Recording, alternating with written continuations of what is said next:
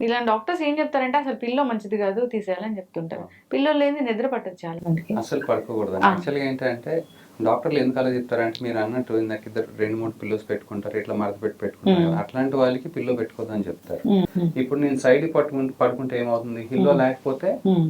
ఇలా పడిపోతుంది నెక్. హ్మ్. అప్పుడేమవుతుంది అంతా స్ట్రెయిన్ అవుతది. హ్మ్.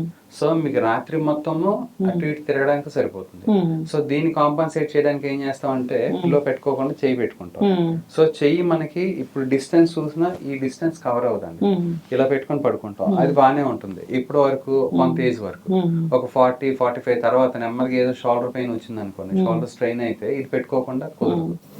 సో, అప్పుడు ఎందుకని పెయిన్ వస్తుంది కాబట్టి. సో, హ్మ్. డాక్టర్స్ ఏమంటారు ఇట్లా పెట్టుకోకుండా పడుకోండి అంటారు. హ్మ్. అప్పుడు ఏం చేయాలి ఆబ్వియస్లీ నెక్‌ని ఇట్లా వదిలేయాలి. హ్మ్.